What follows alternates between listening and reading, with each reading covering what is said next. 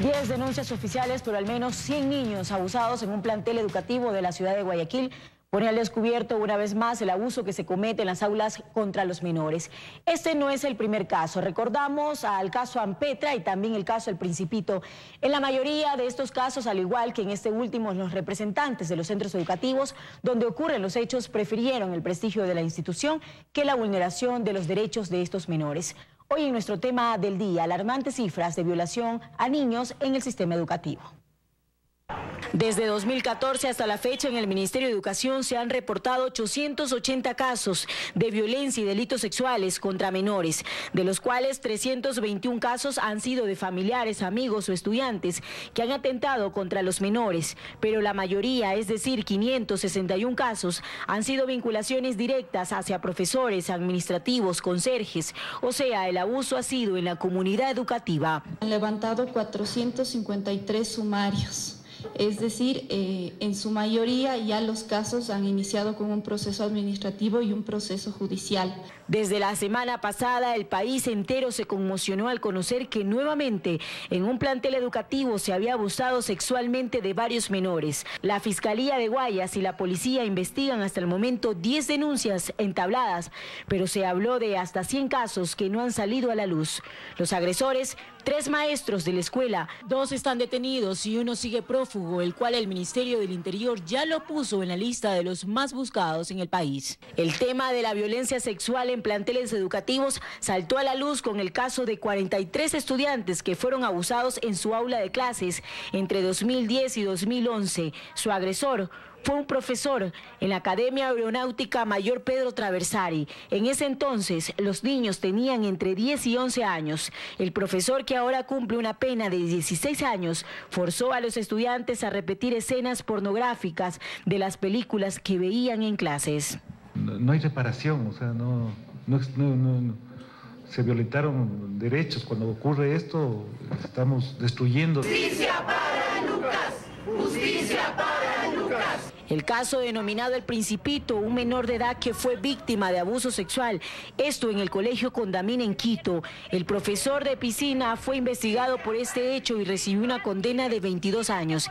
Sin embargo, la sentencia fue apelada y él con medidas cautelares. Es decir, debe presentarse ante la autoridad cada semana, pero según los abogados de la víctima, no lo estaría cumpliendo. En lo que respecta a Guayaquil, el Ministerio de Educación separó a la rectora y a la directora distrital por no cumplir con el protocolo cuando los padres de los menores alertaron sobre la situación. Que hay un conjunto de omisiones negligentes e irresponsables de las autoridades educativas que tenían que haber velado por la integridad de nuestros niños y jóvenes. También el Ministerio de Educación manifestó que no creen en estas cifras, que de seguro existen más víctimas de violación en los planteles educativos, por lo que invitaron a los padres a denunciar. No sería adecuado ni ético decir que esos son todos los casos. Son los denunciados, exactamente. Puede haber muchos casos y que están ocultos o que no han sido denunciados. El Ministerio de Educación también busca reformar la ley para que estos casos no prescriban y se pueda sancionar administrativamente a los planteles y maestros, así hayan pasado los años, si se descubre la culpabilidad. Para que la autoridad administrativa pueda, en el ámbito disciplinario y sancionatorio, perseguir en cualquier tiempo este tipo de infracciones en el ámbito administrativo. La minimización del problema es una práctica generalizada en los centros educativos al afrontar los casos de acoso sexual y violación, pese a que esta es una forma de violencia y muy frecuente en Ecuador. Helen Quiñones, 24 horas. Este fin de semana yo leía en las redes sociales algunos tweets al respecto y me encontré con uno que me llamó muchísimo la atención. Decía, más de 100 niños abusados sexualmente en el colegio Aguirre Abad de la ciudad de Guayaquil. Que nadie duerma tranquilo porque les hemos fallado. ¿Qué es justamente eso que no estamos haciendo bien para que estas atrocidades atenten contra la seguridad de nuestros niños en el interior de las escuelas y los colegios? Autoridades educativas, padres de familia y la sociedad en general debemos hacernos esta pregunta. Nos acompañan en esta mañana Sibel Martínez, directora de Rescate Escolar, y también el viceministro de Educación, Álvaro Sáenz. Gracias por acompañarnos, señores. Qué gusto que estén con nosotros. Sibel, te pido disculpas. Quisiera empezar esta entrevista, normalmente lo hacemos con las mujeres, haciéndole una pregunta al viceministro. 800 casos de delitos sexuales se han denunciado en el Ministerio de Educación, la mayoría de ellos perpetrados dentro de las instituciones educativas y por parte de algún miembro de la institución. Ya salieron en la luz varios casos relacionados. Ampetra, el caso del Colegio La Condamine, el niño, el Principito, que se le había denominado a ese caso, que nos aterraron a todos los ciudadanos. ¿Qué se hizo desde entonces para que hoy estas cosas que estamos viendo una vez más no vuelvan a suceder? Desde el momento en que iniciamos esta administración del Ministerio de Educación, el ministro Fander Falconi fue absolutamente claro en decir que tendremos cero tolerancia con respecto a las situaciones de violencia sexual en el sistema educativo y en general a las situaciones de violencia. Y al respecto se armó un plan de trabajo que incluye el haber afinado algunos protocolos de tal manera que se puedan enfrentar de manera muy clara estos temas, y quiero poner simplemente un par de ejemplos. El primero, tener muy claro que cualquier situación de agresión sexual es un delito. Por lo tanto, no puede tratarse dentro del sistema educativo, encerrado en el sistema educativo o en un espacio donde pudiera haber cualquier tipo de tolerancia o algo así. Inmediatamente tiene que ser judicializado y eso es lo primero que se dispuso en los protocolos establecidos. Justamente en los temas actuales, ¿qué es lo que encontramos? Que habiéndose difundido los protocolos, habiéndose presentado estas alternativas para que haya un ejercicio clarísimo de derechos, algunas de las autoridades de instituciones educativas no cumplieron con este protocolo. Y ahí es donde la decisión del ministro fue absolutamente tajante y clara de hacer una intervención, en el caso del que estamos hablando ahora, del Colegio Réplica, ¿sí? En el que se hizo inmediatamente una intervención, se separó del cargo a las principales autoridades de la unidad educativa y se empezó a trabajar de manera muy directa en la indagación.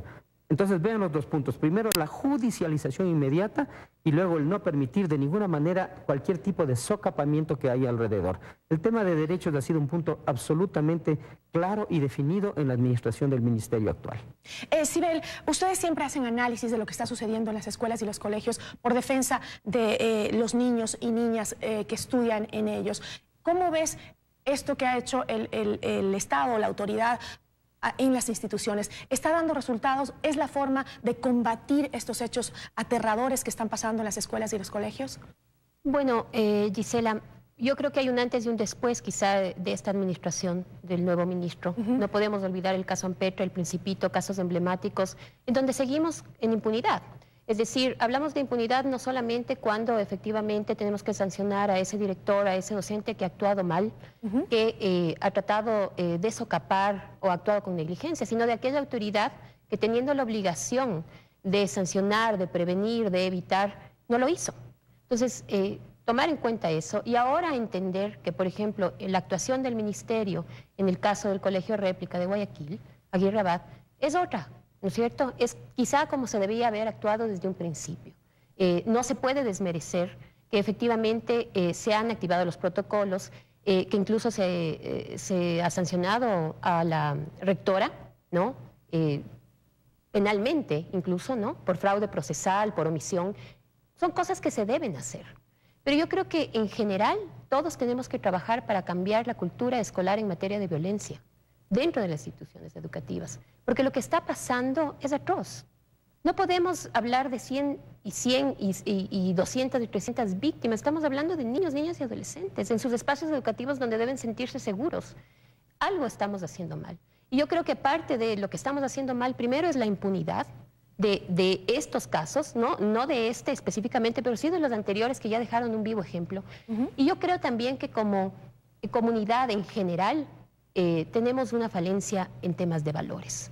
No puede ser de otra forma cuando entendemos que salimos con carteles, con pitos, a tomar partido en contra de un agresor, por ejemplo, como sociedad.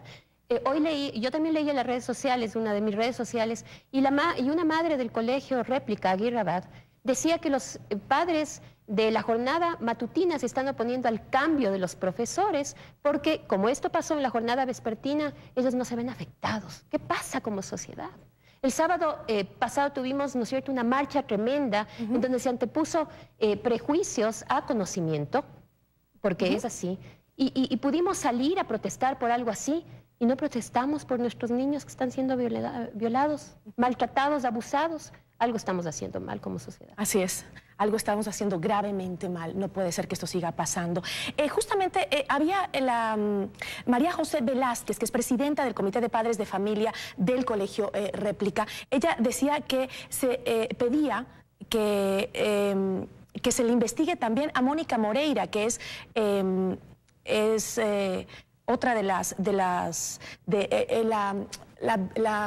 rectora anterior de la institución esta de Réplica de Guayaquil, porque decía que los casos no vienen de ahora, que vienen pasando desde años atrás. Entonces pedía que también se le investigue a la rectora anterior de la institución, porque también sabía de lo que estaba sucediendo, esto dice la presidenta del Comité de Padres de Familia, sabía lo que estaba sucediendo y no lo comunicó. Todos los rectores hacen lo mismo, se enteran de que estas atrocidades pasan con los niños y incluso le dicen a los padres de familia, cuando el padre ya se entera, no denuncie, esto va a hacer que su hijo pase peor, una situación aún peor, y que el colegio tenga pues un desprestigio. Hay algo ahí que debemos evitar. Yo creo que todos aplaudiríamos si un rector de una institución educativa denuncia inmediatamente cuando recibe o duda que un niño está pasando por un momento de acoso sexual o de abuso sexual, lo denuncia inmediatamente. ¿Qué hacemos, viceministro, para que los rectores entiendan que tienen que denunciar a estos malos elementos dentro de la institución? Legalmente todos estamos obligados a denunciar, todos estamos obligados a denunciar. Los padres de familia, los departamentos de consejería estudiantil, las autoridades de la unidad educativa, las autoridades educativas. Creo que lo importante ahí es buscar que se den realmente estas denuncias.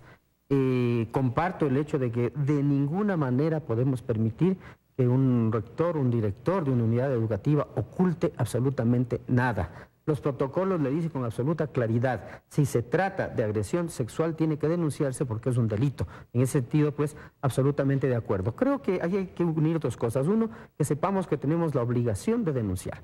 No es un tema de escoger o no, sino que hay que denunciar. Pero lo segundo es facilitar, permitir que se denuncie. Pedir, y aquí yo pido a quienes nos están escuchando, que tengan la tranquilidad de denunciar, que tengan la seguridad de poder denunciar, porque es muy importante eso. Y aquí me dirijo de manera especial a los chicos y las chicas. Los chicos y las chicas son ciudadanos y ciudadanas ecuatorianos, son seres pensantes, son seres que tienen capacidad y que de pronto en un entorno de ocultamiento podían no atreverse a hacerlo. No, por favor, háganlo, háganlo. Es muy importante que se denuncie a sus propios padres, a los departamentos de consejería estudiantil. Eso es extremadamente importante. Me uno a esa preocupación, pero no solamente a las autoridades de cada plantel, sino a todos. La sociedad, y la norma lo dice así, está obligada a denunciar los casos de agresiones sexuales. Porque lo que sucede normalmente es que los padres de familia, a la larga, después de estas cosas que sufren sus hijos, terminan siendo los niños los que tienen que ser retirados de la institución y cambiados por incluso el acoso de los mismos profesores, el acoso de los mismos directivos, y el niño que ha sufrido semejante abuso encima sigue sufriéndolo por parte de las autoridades que deberían defenderlo, ¿no? Eso es lo que comúnmente hemos visto que pasa. Ahora, los 10 niños del Colegio Réplica de Guayaquil que pusieron la denuncia están ya en tratamiento psicológico, con asistencia psicológica. Sibel, ¿esto es suficiente para estos niños? ¿En qué debemos trabajar con estos niños que han sido agredidos sexualmente? Y tomando en cuenta que el ministro de Educación lo dijo la semana pasada en una rueda de prensa, que no podemos decir que son estos 100 casos y ya está, que deben ser muchos más los que suceden en los colegios y escuelas del país. Bueno, yo creo que primero tenemos que descartar lo que tú estás diciendo. Si estamos hablando de cientos de niños, no puede haber tranquilidad. De hecho, no podemos dormir en paz como sociedad. Y entonces, primero, pensar en que quizá no sea solamente un tema de abuso sexual, sino tal vez estamos ya escalando a otros temas, ¿no? Red de pornografía, alguna situación así, porque no es dable algo de este estilo. Y tenemos que abrir los ojos a esa realidad. En lo que tú nos mencionabas, ¿es suficiente? Yo creo que jamás va a ser suficiente reparar un niño roto. Por favor, y yo creo que sobre esa base deberíamos pensar todos como sociedad, que la violencia que se manifiesta en contra de nuestros niños, niñas y adolescentes causa tales embates en su memoria emocional, que no es simplemente el ponerles un psicólogo para que estén mejor. Yo creo que es repensar lo que estamos haciendo, es aunar esfuerzos para todos como sociedad, buscar soluciones rápidas y efectivas. El considerar, por ejemplo, ahora que está saliendo el Código de la Salud, el elevar a la categoría de problema de salud pública la violencia que se manifiesta en contra de nuestros niños, dará opciones para darles una mejor calidad en temas de salud, por ejemplo, ¿no? Salud mental y física. El reformar el Código de la Niñez y la Adolescencia, que existe un capítulo específico de violencia. Y por supuesto nosotros como sociedad dejar de ver a toda forma de violencia como intrascendente e inocua, ¿no? Cuando pasa en casa, entonces no es tan importante.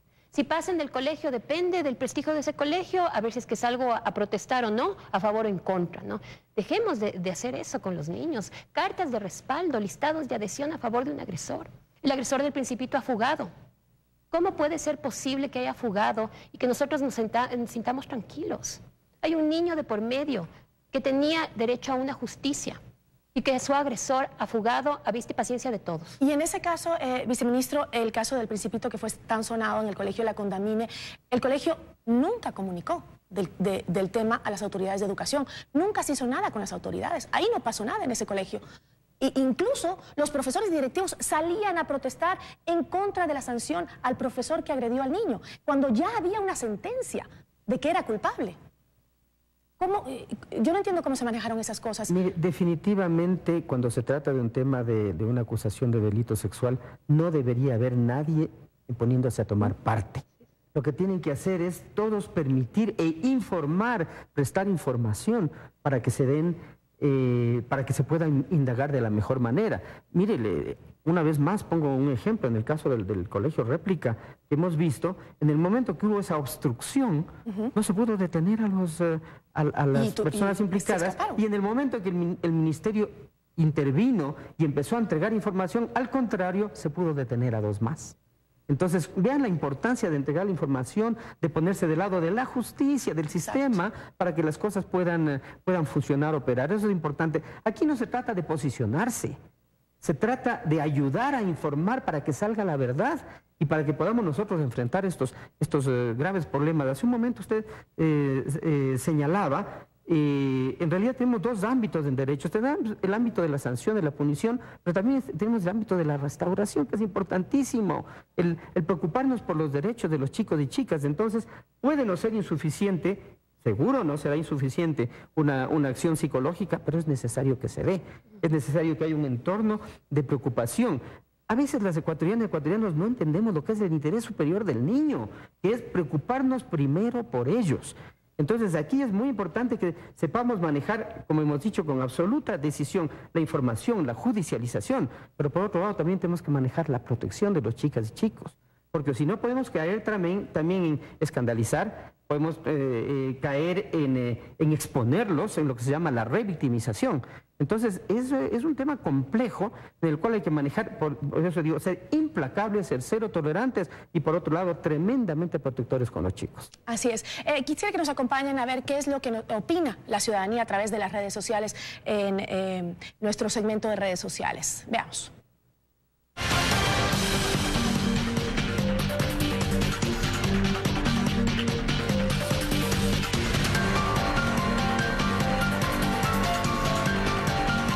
La ciudadanía opina y también es parte de este segmento en este momento a través de nuestra cuenta en Twitter, @24HorasUyo. Vamos a ver cuál es la posición de la ciudadanía referente a este caso que precisamente estamos analizando. Dice Lina Fingen, rectoras también tienen su parte de culpa, solo separarlas no es justicia. Su responsabilidad y prioridad son alumnos, no maestros. Dice en nuestra cuenta en Twitter. Tenemos más a esta hora de la mañana, cuando son 8 de la mañana con 14 minutos y estamos analizando las altas cifras de abuso en los planteles educativos hacia los menores. Ningún padre se debe preocupar por este tipo de atrocidades al enviar a su hijo a una institución educativa. Ya basta, dice Diego Luna también en nuestra cuenta en Twitter, @24HorasUyo. Tenemos más. Jonathan Fernández dice, ¿cómo llenan de cámaras de vigilancia los buses y taxis? Lo mismo en las escuelas y sus alrededores, sugiere Jonathan Fernández, para que también se realice la colocación de cámaras en los planteles educativos para evitar que estas cifras sigan aumentando. Tenemos más. Rodrigo Ricaurte dice, estamos protegiendo a los delincuentes depravados, ocultando sus nombres y sus fotografías. Así el pueblo no los conoce, dice Rodrigo Ricaurte, cuando son 8 de la mañana con 14 minutos. Tenemos más. Tatiana Campos, todos los involucrados, incluyendo funcionarios del distrito, profesores y demás, deben de ser severamente castigados. Es la posición de Tatiana Campos. Y también dice, cámaras de seguridad en todas las aulas y lugares de acceso a los baños, dice Tatiana Campos, también en nuestra cuenta en Twitter, @24Horas. También Mónica dice, ¿qué se está haciendo en temas preventivos para que nunca más se den estos hechos? ¿Qué pasó con sus sistemas de evaluación a docentes? Y con esta pregunta, Gigi, te doy paso para que las autoridades respondan. Así es, ahí hay dos preguntas que podríamos hacer precisamente a las autoridades, viceministro. Una es, en Guayaquil había un proyecto, pero era del Ministerio del Interior para el tema de las drogas, ¿no? Controlar la venta de drogas en los exteriores de las instituciones educativas y se pusieron cámaras en algunos colegios. ¿Podría darse lo que nos están diciendo en las redes sociales, el que se pongan cámaras ya en otros sectores, en los patios del colegio, en los, no sé, en las salidas de los baños, para poder controlar qué es lo que está pasando? ¿Sería efectivo? ¿Hay la posibilidad? Sin duda. Existe, en realidad los proyectos son interinstitucionales. El proyecto de cámaras para control de drogas no es solamente del Ministerio del Interior, es parte importante, sino que son proyectos que se arman interinstitucionalmente. Dentro de esto justamente quiero resaltar nuestro programa Más Unidos, Más Protegidos, que es para enfrentar la violencia dentro del sistema escolar, que es conjuntamente con otras instituciones para poder trabajar. En estas hay que tomar las mejores decisiones y por supuesto invertir aquello que sea necesario para poder tomar también las acciones preventivas. Creo que ahí en las redes sociales nos sugieren muchas cosas por varios lados, acciones preventivas, acciones punitivas, acciones de control, y está bien, y justamente un programa tiene que abarcar todas las aristas necesarias para esto. Nuestro programa, como les dije, tiene protocolos, tiene relación interinstitucional, tiene difusión a través de medios, tiene compromiso con los medios de comunicación, porque la responsabilidad que ustedes tienen es inmensa sobre estos temas, y nos permite pues en conjunto responder. Esa idea es una idea que vale la pena ser tomada en cuenta, el tema de poder tener cámaras como uno de los mecanismos. Solo por sí solo son demasiado aislados. Conjuntamente con esfuerzos totales en los cuales estamos todos los involucrados y sobre todo creamos conciencia, responsabilidad y saber lo que hay que hacer, sin duda son buenas ideas que pueden articularse entre sí. Esibel, me gustaría cerrar esta entrevista con usted en referencia a otra de las inquietudes en las redes sociales. Era esa de ¿qué hacemos para controlar que esos maestros que están en las aulas de clase? Hay un protocolo también de selección de maestros. Ese protocolo, estoy segura ustedes ya lo analizaron, ¿es suficiente para evitar que gente con distorsiones, con depravaciones, entre a trabajar con nuestros niños? Bueno, Gisela, sería muy pronto decir si está funcionando porque recién lo dictaron, ¿no es cierto? Pero sí es importante entender que no solamente es un trabajo aislado, como bien lo decía el viceministro. Aquí tiene que ser un trabajo en conjunto. En la política esta cero tolerancia con cámaras sí funciona, pero tampoco podemos cambiar la disciplina por el control del crimen, por ejemplo, ¿no es cierto? Entonces hay que tener mucho cuidado con lo que hacemos. Yo creo que todos tenemos que aunar esfuerzos para cambiar la cultura escolar en materia de violencia, en donde esa víctima sea protegida, donde el agresor, si es que son niños, tengan posibilidad de cambio, pero si son agresores, adultos, paguen sus penas, ¿no es cierto? Donde nosotros, los adultos, seamos buenos modelos de comportamiento y donde los problemas se resuelvan de manera no violenta. Si es que podemos manejar todo esto, como tú comentabas, la preparación del docente, el análisis de ese docente, también es parte de este proceso, pero no es el único. Lo que es importante, creo yo, es que debemos hacer énfasis en políticas de prevención. De nada nos sirve atender, qué dolor atender casos como estos. Yo creo que siempre vamos a estar un paso adelante, esperar que nuestra gente joven se malogre, que pase por escándalos sociales, muertes violentas, violaciones, suicidios, para recién ahí hacer algo. Yo creo que es una negligencia social. Así es, eso es lo triste y lo doloroso. Desde casa, usted, yo, las familias enteras debemos poner de parte también para trabajar con nuestros hijos, escucharles día a día qué les está pasando, conversar con ellos, que nos cuenten y sobre todo creerles, creer en lo que nos dicen, porque a veces los padres decimos, no, eso no puede haber pasado, no puede ser, estás inventándote. No, escuchemos más a nuestros niños. También nosotros les debemos, también nosotros nos quedamos en deuda con esos 100 niños que han sido sexualmente agredidos en el Colegio Réplica de Guayaquil. Con esto concluimos esta entrevista, pero